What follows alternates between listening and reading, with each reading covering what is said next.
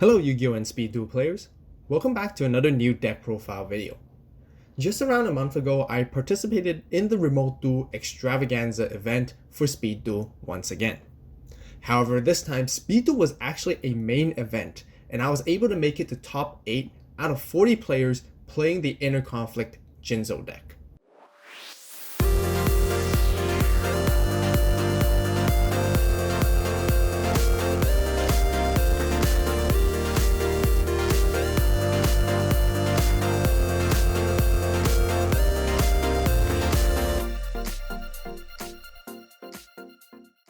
To give you guys a quick rundown of what it means by having Speed Duel as a main event, it means that Konami is acknowledging it to become a much more proper format that people can play. There'll be more players in general and even more exclusive prizing support.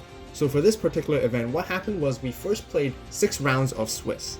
Afterwards, the top scoring players will be selected to become the top 8. And then afterwards, the 8 players among themselves will play a single elimination bracket style. All games were also best out of 3, which is no different than the usual. There's also very nice and decent pricing support for the event. First place would actually receive an ultra rare Jinzo, which holds quite a decent amount of value. Unfortunately, I was not able to take it home for first place in the end, but I still had a very fun time with everyone that I played against. I'm also very happy that Konami is implementing even greater support for Speed Duel format, and it really shows and tells us that they start to care about more and, potentially for even better and newer products yet to come. And I really hope they continue to do so. We just got our pricing in the mail, so let's actually open it up first this time. First off, you will get the Speed Duel, Kaiba, and Obelisk playmat for being top 8.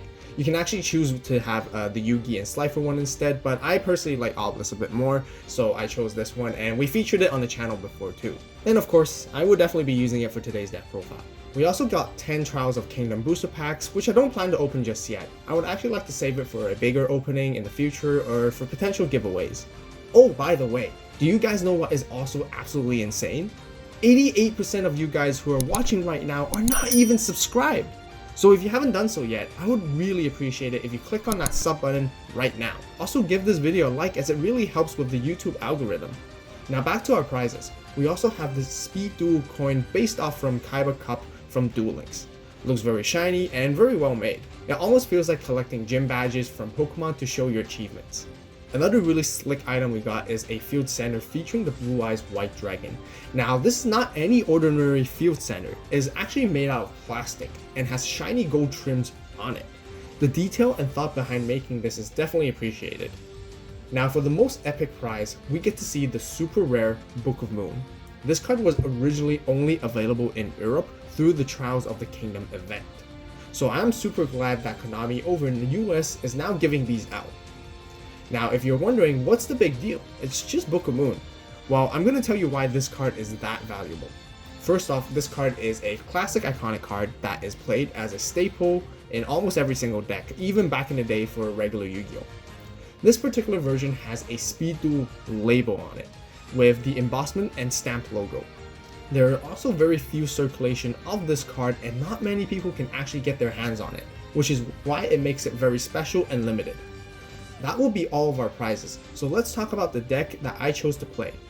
First and foremost, this is really important, which I need to clarify with you guys, is that this tournament was held about a month ago, meaning that the updated text of the skill cards such as Inner Conflict, Cocoon of Ultra Evolution, and Twisted Personality were not applied back then just yet.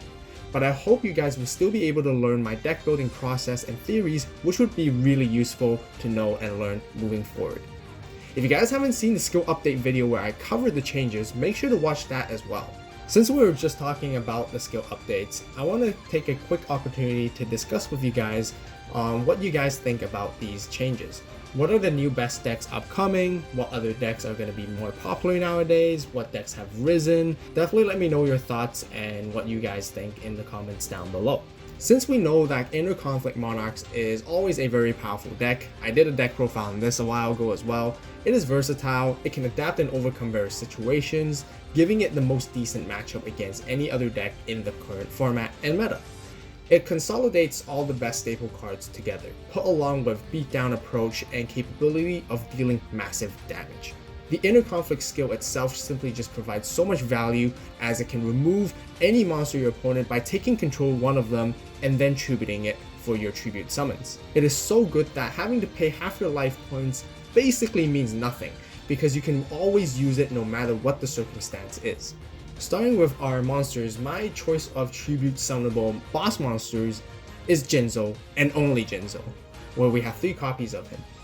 Jinzo has 2400 attack and stops all traps, and simply says no to Zoma, since it is one of the most annoying cards to deal with in the game. Next, there are 3 Breaker the Magical Warriors, where this card can remove and pressure back row cards. Or it can even be a 1900 beater itself. A 1600 attack beater breaker that used its effect along with 2400 Jinzo is the perfect amount of 4000 that you would need to score an OTK on your opponent. The next monster we have are 2 Charging Gaia the Fierce Knights. This card alone has 1900 attack, making it the strongest monster that can be normal summoned. It simply beats down over any monster that is level 4 or lower in the game. I then have 1 Kaiku the Ghost Destroyer in the main deck. Originally, I would keep this card in the side deck and play another Charging Gaia. However, I realized that having this in the main deck creates a lot of proactive approaches when facing against decks that utilize resources from the graveyard. Not only that, it still has 1800 attack, which is a very nice stat to have. Right here, we also have 2 Old Vindictive Magicians. That's right, if you guys remember my good old going first combo, it is to set Old Vindictive, pass turn, so my opponent would summon a monster, and when it goes back to my turn, I would flip it up and destroy their monster, and then tribute it for Jinzo. If not, they run into Old Vindictive, we get to pop one of their monsters either way. Although that doesn't happen as much as used to, I still think it is really crucial to have instant monster removal other than Inner Conflict. That is because it helps control the pace of the game and it suits my playstyle a bit more. To round up for the monsters, we lastly have 2 Sphere Karibos. This card is just very important for this current format because there's just so many back row removal options, with Breaker the Magical Warrior being one of them. Sphere Karibo becomes a very useful tool as a hand trap in protecting yourself from attacks. That will be all our monsters, and let's get into the spells. For the spells, we of course play 3 Book of Moons, an extremely good card that can be played during either player's turn since it's a quick play spell. You can even do clutch plays during your own battle phase by playing it from your hand. Similar to Sphere Karibo, you can turn monsters into defense position and attack into them afterwards. Not only that, being able to flip monsters face down is almost like a pseudo monster effect negate, which makes it extremely good. Another cool tip is that you can even use this spell along with your own Charging Gaia.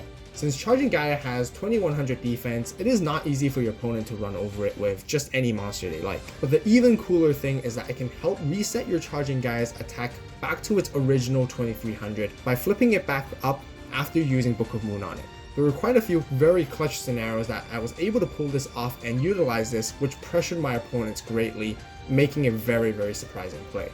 The next spell we have are 2 Night Beams, and this wouldn't be a deck profile made by me if they were not included. Many of you guys know that how much I love this card and how good I think this card really is. You can delete Book of Moons and Zomas so easily, and the most important thing is the mentality part of playing this card. Not all your opponents are always ready for Night Beam incoming. They will always be surprised the first time you use it. I guarantee it. Some players are smart, and they can be very adaptable by playing their back row cards before Night Beam will hit. But at the end of the day, this exerts mental pressure against them, and it forces them to reveal their face down cards, making them take unfavorable decisions. That will be all of our spells, and for the traps we play the 2 Zomas only. Since Jinzo is our main boss monster that we play, running any more traps is just not a good idea. Zoma is just insanely annoying to deal with in general. It has 1800 attack itself as well, allowing a lot of beatdown capabilities, along with its really obnoxious burn effect. Of course, we would want to be careful when playing this card along with Jinzo, therefore the strategy is to either tribute it to summon Jinzo, or not to activate a Zoma and save it for later when Jinzo is no longer present on the field. That will wrap up the 20 card main deck, and now let's show you guys the extra deck and side deck. As usual, where I have explained so many times in all my other videos, the extra deck consists of an assortment of random fusion monsters, and it does not matter what they are, even if you don't play an extra deck. As mentioned multiple times, this is just to help conceal your deck identity and public knowledge when playing. For the side deck, we have an extra Kaiku. It is always nice to summon an extra one when your opponent has lots of cards that they can play and pull out from the graveyard. which is why having 2 copies in total along with the other one in the main deck makes it very helpful. I also have a Kaiser Glider as my secondary choice of Monarch. Kaiser Glider just beats down on any other monster that has 2400 attack, making a very good sub when you go against Inner Conflict. There are 2 Cosmic Cyclones to provide even more backrow removal and helps us target spells or traps that are already face up as well. Really good for targeting field spells and equip spells. I have 1 Nobleman of Crossout to take down flip effect monsters and whenever our opponent plays defensively by setting their monsters. At times you can combo this off with Book of Moon to remove any monster you want from your opponent's side of the field, which can be very beneficial.